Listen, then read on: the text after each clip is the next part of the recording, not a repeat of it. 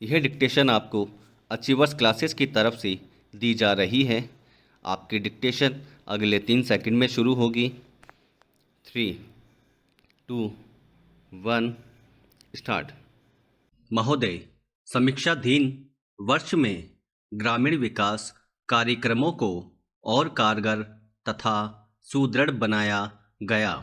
मंत्रालय के कार्यक्रमों में दूरगामी प्रभाव वाले कई तरह के सुधार करने की पहल की गई। इन सभी सुधारों में मंत्रालय से संबंधित 2 मुख्य मुद्दे हैं। ठोस जल संभरण विकास समिति के जरिए ग्रामीण विकास कार्यक्रमों को स्थायित्व प्रदान करना और इन कार्यक्रमों में लोगों की अधिक से अधिक भागीदारी सुनिश्चित करना। ये नए कदम ऐतिहासिक 73वें संविधान संशोधन अधिनियम 1992 की पृष्ठभूमि में उठाए गए थे, जिनका उद्देश्य पंचायती राज संस्थाओं को शक्तियां प्रदान करना तथा ग्राम पंचायतों के स्तर तक सही मायनों में विकेंद्रीकरण की प्रक्रिया को सुनिश्चित करना है। अब पहले से कहीं अधिक इस बात को महसूस किया जा रहा है कि ग्रामीण गरीबी के दलदल में फंसी हुई काफ़ी अधिक ग्रामीण जनता को इसके चंगुल से छुड़ाने के लिए यह आवश्यक है कि हम ग्रामीण विकास के कार्यक्रमों में अधिक लोगों को शामिल करें। 10वीं योजना दस्तावेज के आमुख में इस मौलिक मुद्दे का संक्षेप में उल्लेख किया गया है कि विकास कार्यों के लिए सरकार की और ताकतें रहने तथा उस पर पूरी तरह से निर्भर रहने की प्रवृत्ति बढ़ती जा रही है, जिसे बदलना होगा। विकास की प्रक्रिया में लोगों को पूरी तरह से भाग लेना चाहिए और सरकार को उसमें सहयोग करना चाहिए। लोगों की ज़रूरतों और निचले स्तर पर योजना बनाने में उनकी भागीदारी को मंत्रालय के एजेंडा में शामिल किया गया है।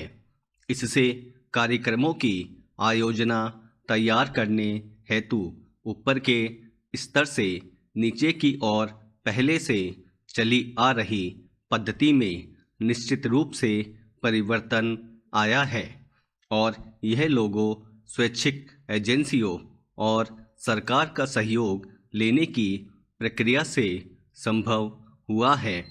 कार्यक्रमों में नई पहल के परिणाम स्वरूप लोगों के दृष्टिकोण में परिवर्तन हुआ है और यदि यह प्रयास इसी गति से आगे जारी रहा तो इससे निकट भविष्य में विकास की प्रक्रिया में उल्लेखनीय परिवर्तन आ सकता है।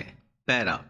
इसी पृष्ठभूमि में वर्ष 2000-2001 में मंत्रालय की उपलब्धियों को देखा जाना चाहिए।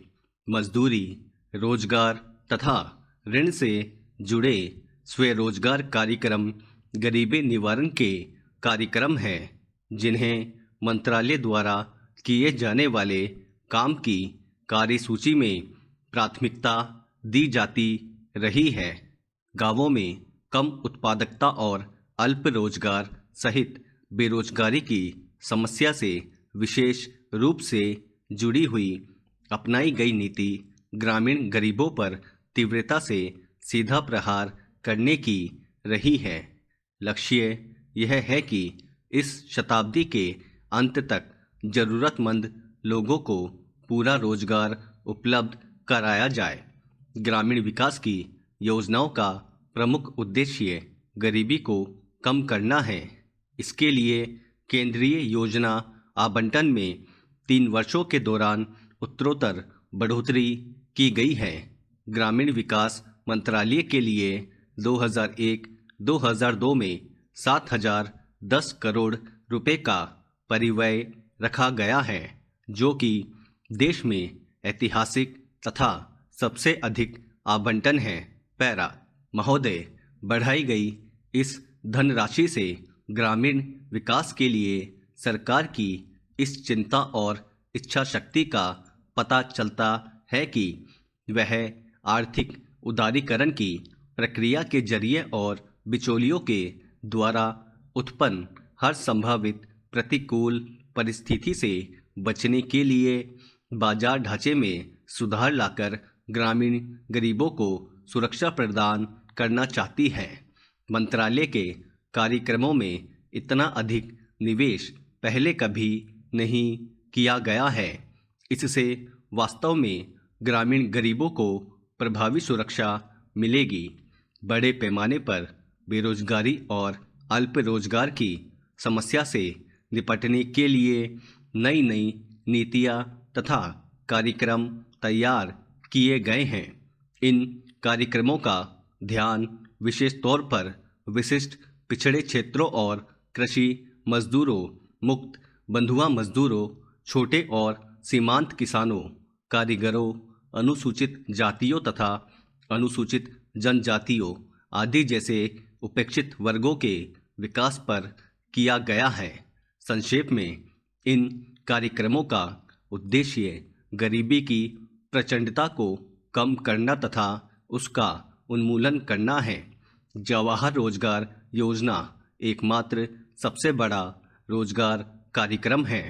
इसके अलावा गहन जवाहर रोजगार योजना उन अत्यधिक पिछड़े 120 जिलों में शुरू की गई है जहां बेरोजगारी और अल्प रोजगार की समस्या काफ़ी अधिक है, जहां लोग रोजगार की तलाश में अन्य स्थानों पर पलायन कर जाते हैं और जहां प्राकृतिक संसाधनों की काफ़ी कमी है। जवाहर रोजगार योजना और गहन जवाहर रोजगार योजना से लगभग 1037 मिलियन श्रम दिनों का रोजगार पैदा होने की संभावना है, जिसके लिए केंद्र का अंश 3,855 करोड़ रुपए है। इसी प्रकार सुनिश्चित रोजगार योजना गरीबों को खेती के खाली मौसम के दौरान 100 दिनों का सुनिश्चित रोजगार उपलब्ध कराने की दृष्टि से अक्टूबर 1993 में शुरू की गई थी। इसने ग्रामीण क्षेत्रों में अपना स्थान बना लिया है और वहां इसका बेरोजगारी और अल्प रोजगार की समस्या को हल करने के लिए एक महत्वपूर्ण कदम के रूप में काफ़ी स्वागत किया गया है। पैरा, इस योजना के अंतर्गत 1 करोड़ से अधिक लोगों को पंजीकृत किया गया है, जो कि देश के पिछड़े और कम साधन वाले खंडों में निर्धनतम लोगों को रोजगार की सुरक्षा तथा खाद्य उपलब्ध कराने के लिए एक महत्वपूर्ण तथा मुख्य माध्यम है। शुरू में यह योजना सूखाग्रस्त, मरुस्थली, आदिवासी और पहाड़ी क्षेत्रों के 1778 पिछड़े इलाकों में शुरू की गई थी, जहां पुनर्गठित सार्वजनिक वितरण प्रणाली लागू की गई है।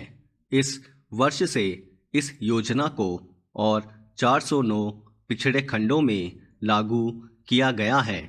इस योजना से लोगों को मजदूरी, रोजगार के लिए बहुत बड़ा आश्वासन मिला है और उन्हें रोजगार के लिए एक नई दिशा प्राप्त हुई है।